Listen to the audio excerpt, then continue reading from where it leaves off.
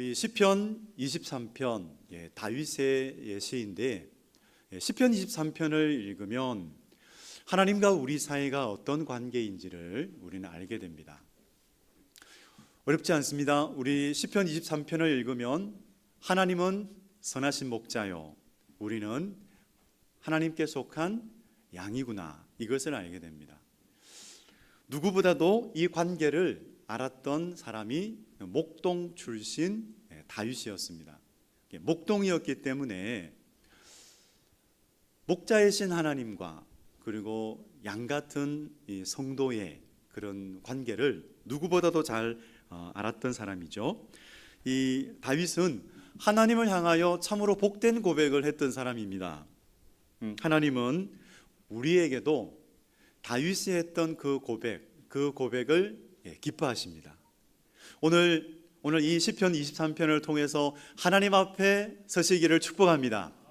하나님의 말씀 앞에 우리 모두가, 저와 여러분 모두가 이 하나님의 말씀 앞에 서므로 참 새로운 힘을 얻고 새로운 은혜를 받아서 참으로 승리하는 한 주간, 생명을 누리는 한 주간 되시기를 축복합니다.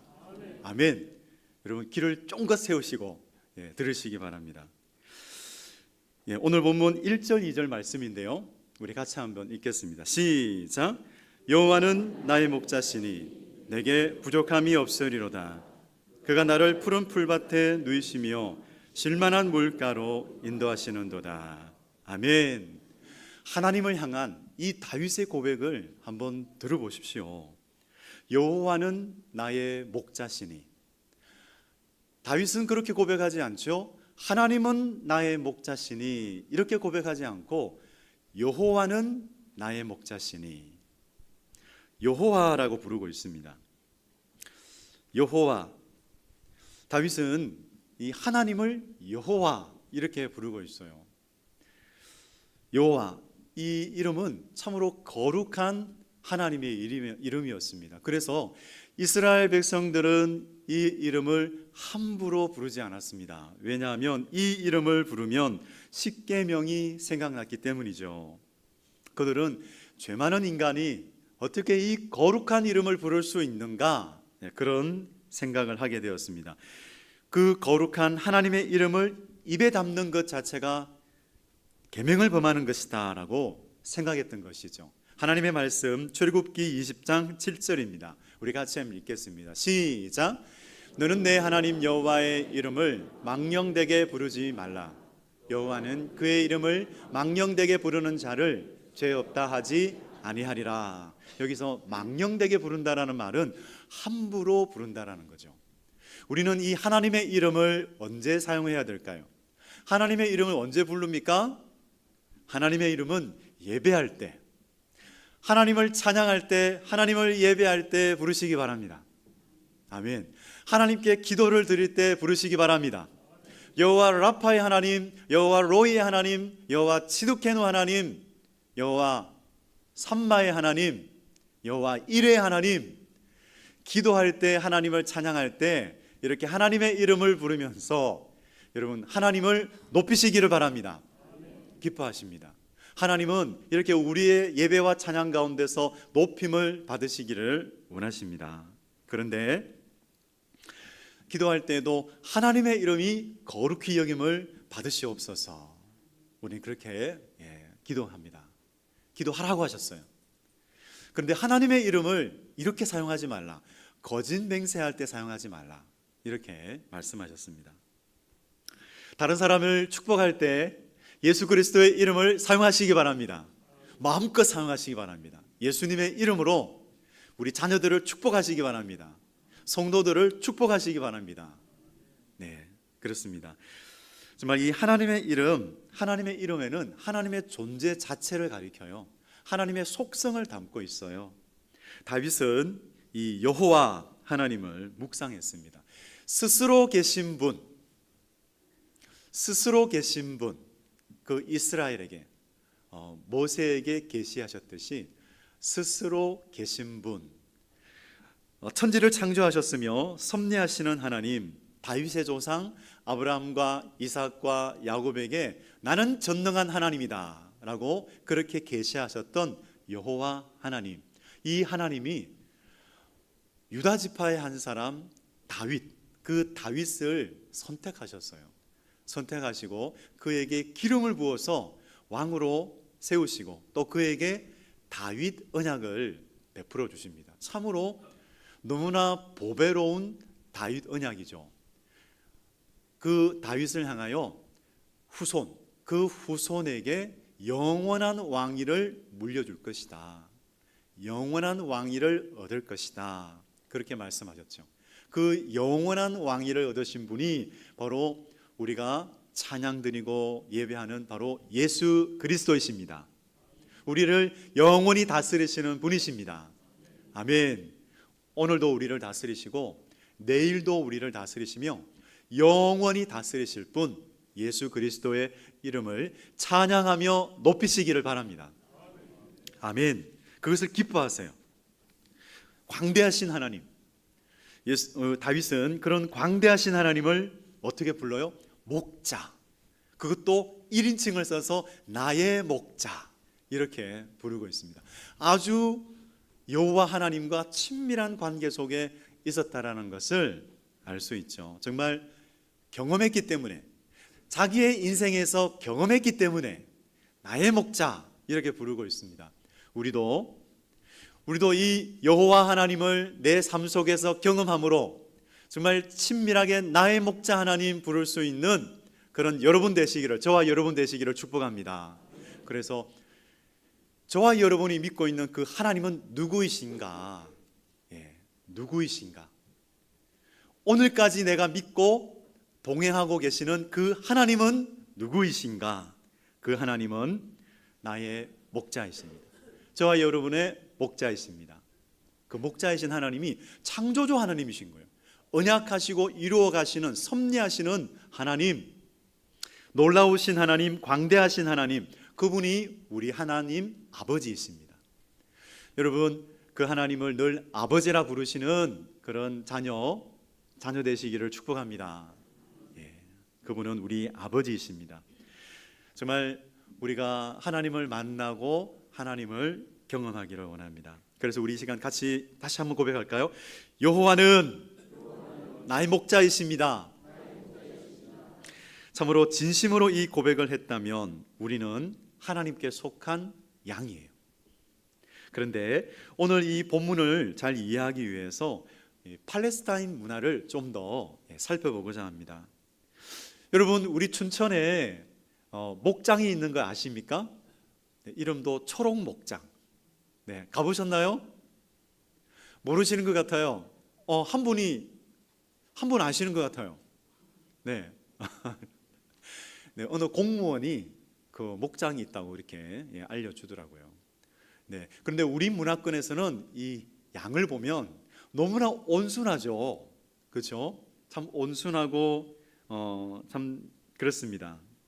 순한 성품을 가지고 있고 아주 친근하고 깨끗한 짐승처럼 그렇게 보이는데 중동 지방에서는 그렇지 않다고 합니다. 이 중동 지방에서 양을 보면 참 이 양이 힘이 없고 연약해 보이는 것처럼 보이지만 그렇지 않다고 합니다. 양은 좀 덩치가 큰 양은 힘이 세대요. 그리고 앞발을 쫙 뻗고 버티면 움직이지 않는데요. 그 정도로 고집이 센 양이 그 중동 지방에 있는 양입니다. 근데 중동 지방에서 참 가장 또 이 상스러운 욕이 있다면 그렇게 말한대요. 너는 양 같은 사람이야. 이렇게 이야기한대요. 그 정도로 이 양을 조금 안 좋게 보고 있죠. 그렇게 좀 천박하고 치욕스러운 그런 욕설로 양 같은 놈이야 막 이렇게 하는 그런 말이 있답니다. 그처럼 이 중동 지방의 그 양들은 그런 특성을 가지고 있어요. 이사야 선지자가 그 특성을 잘 알았던 것 같아요. 그래서 53장 6절에 보면 이렇게 전하고 있습니다. 말씀합니다. 같이 읽겠습니다. 시작. 우리는 다 양 같아서 그릇 행하여 각기 제 길로 갔거늘 여호와께서는 우리 모두의 죄악을 그에게 담당시키셨도다. 아멘. 우리는 다 양 같아서 그릇 행하여 제 길로 갔습니다.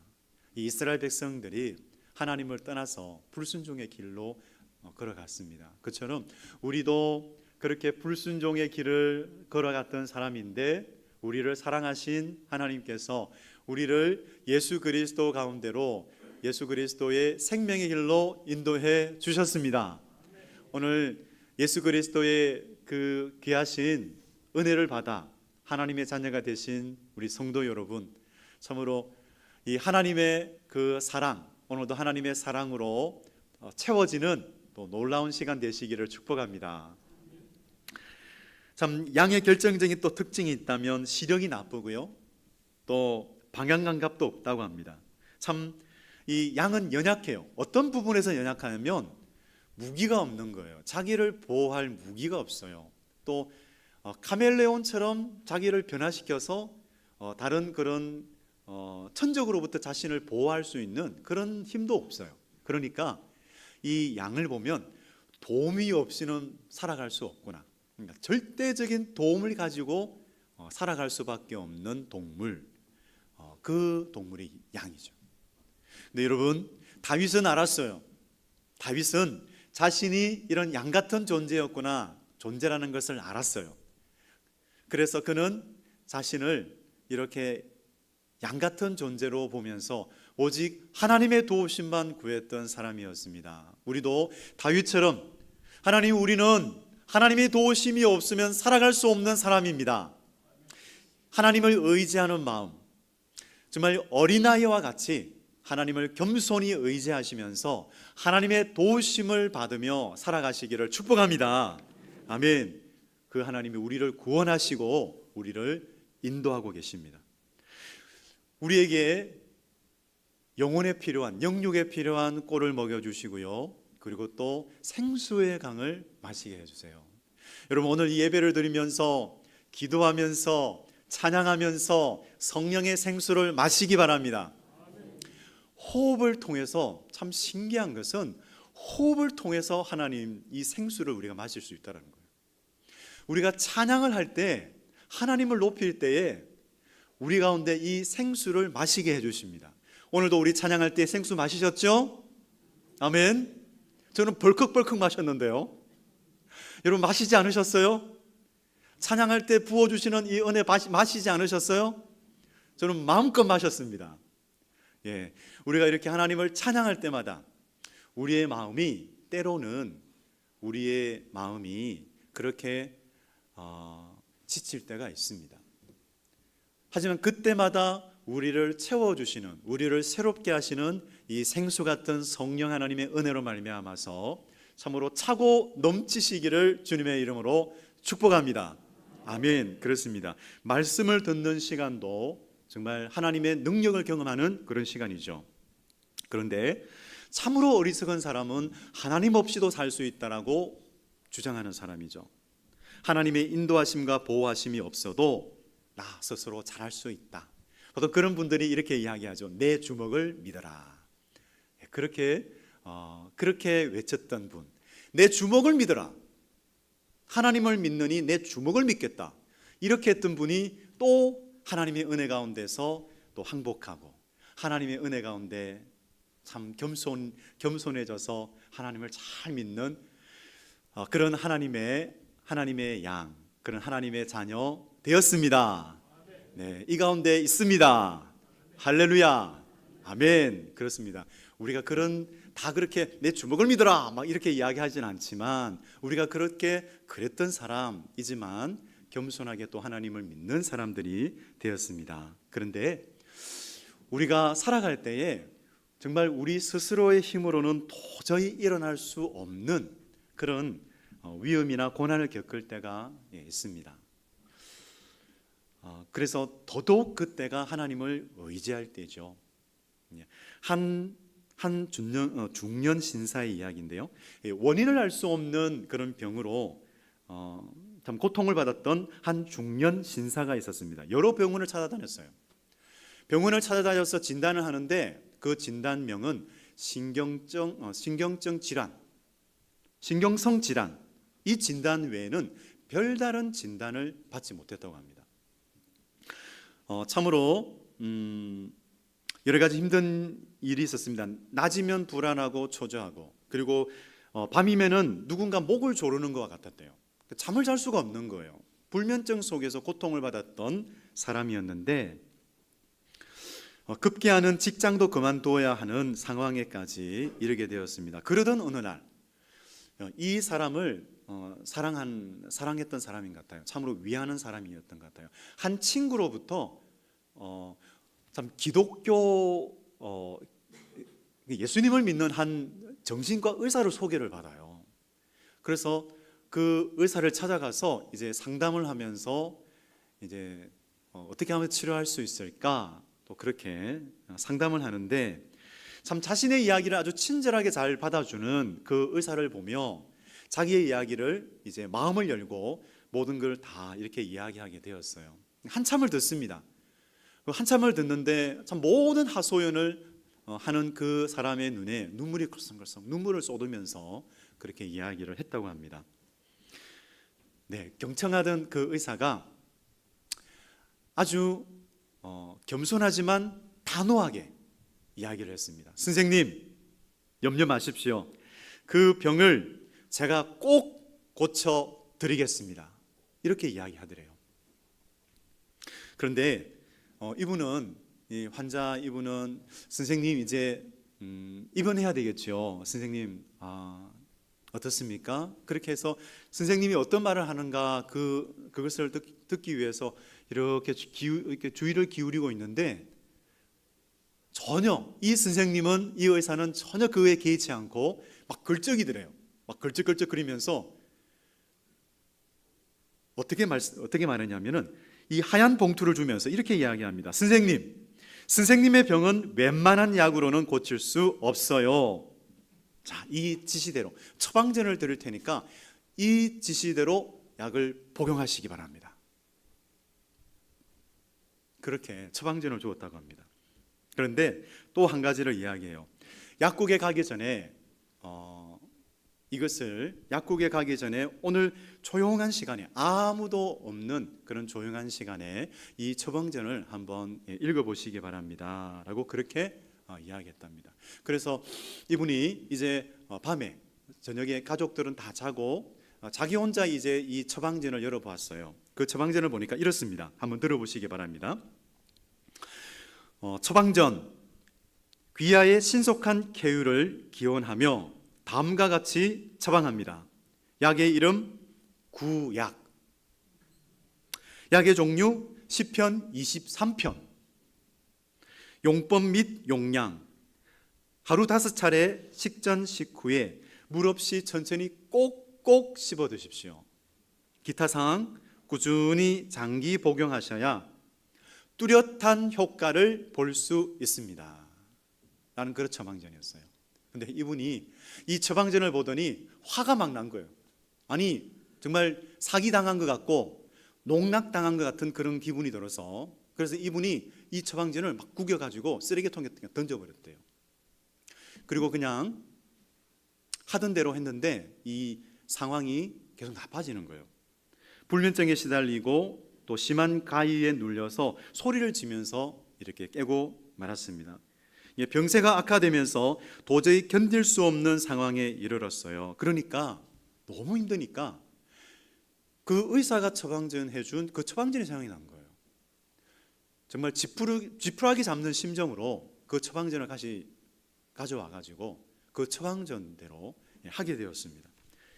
그래서 그 의사가 해준 대로 하루에 5차례 이 시편 23편을 천천히 읽게 되었습니다. 그러니까 일어나서 한 번, 아침 먹고 나서 한 번, 점심 먹고 나서 한 번, 저녁 먹고 나서 한 번, 그리고 자기 전에 한 번, 이렇게 한 달 동안 계속해서 이 시편 23편을 꼭꼭 씹어서 복용을 했답니다. 그렇게 한 달이 지나고 나서 평소와 다름없이 이 시편 23편을 천천히 읽고 있었답니다. 근데 거의 암송 수준이죠. 오랫동안 그렇게 읽었기 때문에 그렇게 언제부터인가 이제 조용히 눈을 감고 이 시편 23편을 암송하게 되었답니다. 그래서 그때도 그 이른 아침에도 이제 1절을 암송하는데요. 여호와는 나의 목자시니 내게 부족함이 없으리로다. 이 1절을 암송하는데 그날따라 이 마음속에 이 가슴 속에 있는 어떤 무거운 엉어리가 스물스물 풀어지는 것 같더라는 겁니다.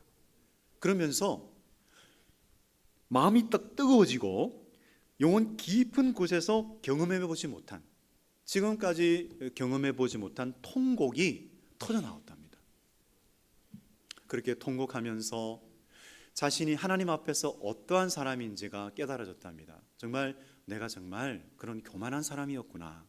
하나님 앞에서 자신의 참모습을 보게 되었답니다. 하나님을 떠나서 살았던 길 잃은 양이었구나.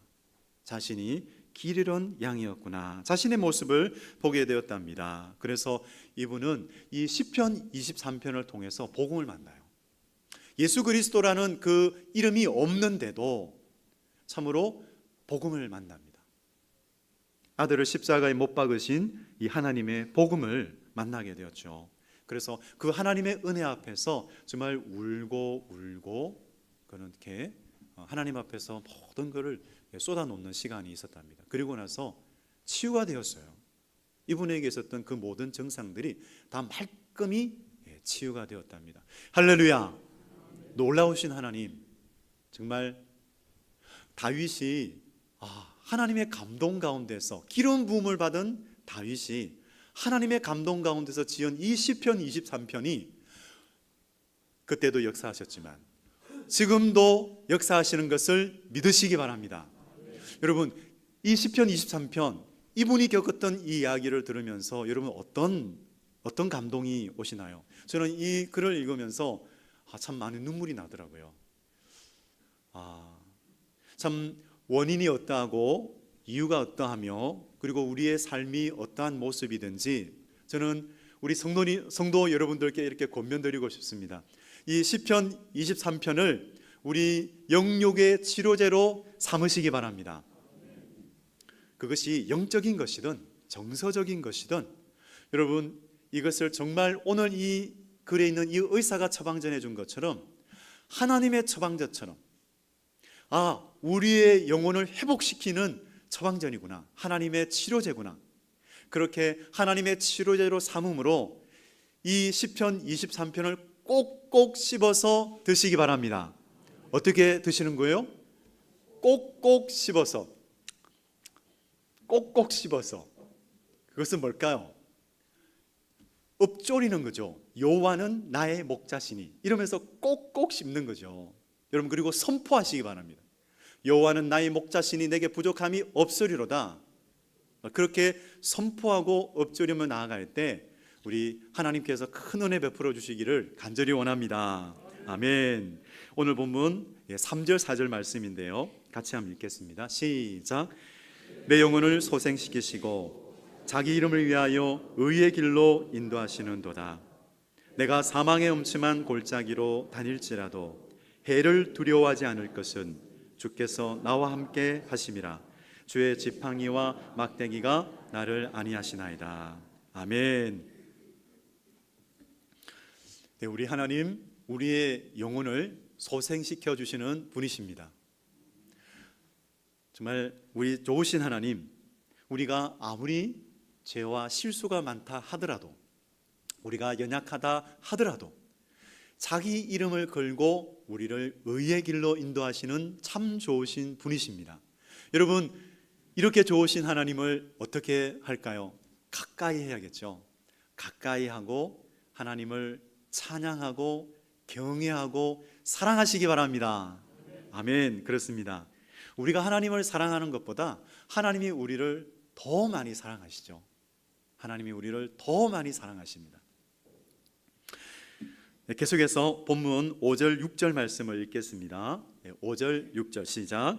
주께서 내 원수의 목전에서 내게 상을 차려주시고 기름을 내 머리에 부으셨으니 내 잔이 넘치나이다.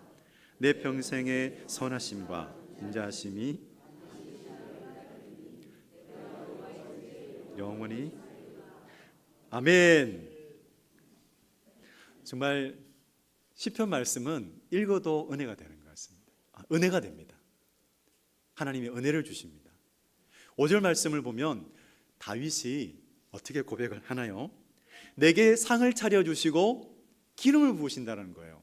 손님처럼 상을 탁 차려주시고 거기에서 환대해 주시는 거예요. 오늘 이 자리가 그런 자리입니다. 하나님께서 우리를 환대해 주십니다. 우리에게 기름을 부어주시는 자리입니다. 우리를 보호하시는 하나님.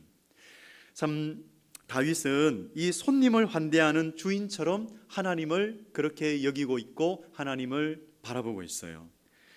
고대 근동 지방에서 원수에게 쫓기는 사람이 이렇게 자기를 보호할 수 있는 사람의 천막에 들어가면 보호를 받을 수 있었답니다. 아무래도 대적으로부터 보호를 받았습니다. 이 다윗을 보십시오. 다윗도 쫓기는 인생이었어요. 다윗도 대적에게 쫓기는 인생이었죠. 사울에게도 쫓겼고 또 자기 아들 압살롬에게도 쫓기고 그렇게 참으로 쫓기는 인생이었지만 하지만 다윗이 그 위기의 순간순간마다 하나님을 찾음으로 그는 보호를 받았으며 그는 오히려 그 위기의 순간에 하나님을 찾고 찾음으로 오히려 하나님을 찬양하는, 하나님을 경험하고 하나님을 높이고 찬양하고 감사하는 그런 하나님, 그런 시간들이 있었습니다. 정말 그렇습니다. 우리의 삶의 주인이 되시는 하나님, 여러분, 우리가 어떤 경우는 위기를 만날 때가 있죠. 하지만 우리 삶에서 경험하는 위기는 기회가 됨을 어떤 기회요? 하나님을 만날 기회. 정말 내 인생에서 나를 보호하시고 회복시켜 주시는 하나님을 만날 기회, 그 기회가 됨을 믿으시기 바랍니다. 그렇습니다. 우리가 하나님의 그 주권을 인정할 때에, 하나님을 인정하며 나아갈 때에, 그래서 하나님 겸손하게 하나님을 찾고 의지할 때에 우리를 그 위기 속에서 구원하시고 건지시는 그 하나님의 사랑의 손길을 경험하게 되실 것을 믿습니다. 우리가 그 하나님의 손길을 경험하기를 원합니다. 참 혼란을 겪을 때가 있죠. 신앙생활 하다가도 혼란을 겪을 때가 있습니다. 어려움이 찾아올 때가 있습니다. 그런 한 분을 제가 소개하려고 합니다. 이분은 빅콰이어의 합창팀이에요. 빅콰이어, 아주 유명한 합창팀인데 빅콰이어의 찬양팀 리더예요. 이주영 단장입니다. 참 좀 유명한 그런 빅콰이어인데 이 이주영 단장이 한 번은 이 페이스북에 올린 글이 있었습니다. 제목은 하나님은 숨어 계신다. 이 글인데요. 한번 그 일부를 한번 나누겠습니다. 우리 할머니 뇌졸중으로 쓰러지셨을 때, 우리 할아버지 심근경색으로 쓰러지셨을 때, 우리 아버지 사업 망했을 때 하나님은 숨어 계신다. 민들레 교회에 목회하면서 천장에서 물 셀 때, 매월 말일마다 가슴 졸이며 기도할 때, 당뇨병과 고혈압 약 먹기 시작했을 때, 사랑했던 사람이 오해와 아픔으로 떠나갈 때, 믿었던 사람에게 사기를 당했을 때, 코로나로 살기 힘들 때, 아내 교통사고 당했을 때 하나님은 숨어 계신다. 참 이 힘들고 어려웠던 그런 시간들 속에서 하나님은 참 숨어 계시는구나. 하나님은 마치 계시지 않은 것처럼 그렇게 여겨졌던 시간들이 있었다라는 것이죠. 그래서 목사님의 글을 한번 잘 또 들어보시기 바랍니다. 나는 하나님이 숨어 계신다는 생각이 든다. 어쩌면 안 계실지도 모른다고 믿고 싶었다. 그러나 돌아서서 보면 하나님은 내 삶의 순간순간 구석구석에 항상 계시고 언제나 붙잡고 계신다. 한 주간의 피로로 축 처져 있는 지금 이 순간에도 내 옆에 같이 앉아 계시며 아무도 없는 곳으로 숨어버리고 싶은 나를 언제나 찾아내시고 내 곁에 함께 하신 하나님을 매 순간 찾게 된다. 이런 고백이었습니다. 여러분, 이 이주영 단장님의 이 고백이 여러분 어떻게 들리시나요? 누구는 나의 이야기구나, 그렇게 들리시는 분도 있을 겁니다. 참 믿음의 눈을 들고 저와 여러분을 사랑하는 우리 하나님을 바라보시기 바랍니다. 정말 우리 하나님의 이 선하심과 인자하심은 변치 않으십니다. 여러분, 정말 크거나 작거나 힘들고 어려운 그런 환경, 그런 상황이 찾아올 때 여러분, 우리는 이것을 신뢰해야겠습니다. 아들을 주시기까지 사랑하시는 하나님, 그 아들을 주시기까지 우리를 사랑하신 그 하나님의 사랑은 변치 않는다. 여러분, 그 사랑을 의지하시기 바랍니다. 우리 하나님의 선하심과 인자하심은 변치 않으십니다. 오늘 이 시편 기자가 고백했던 것처럼 내 평생의 선하심과 인자하심이 반드시 나를 따르리니 내가 여호와의 집에 영원히 살리로다. 여러분, 이 고백이 저와 여러분의 고백으로 삼고 오늘 이번 또 한 주간을 하나님과 동행하며 살아가시기를 주님의 이름으로 축복합니다. 아멘. 예, 기도하겠습니다. 제가 기도합니다.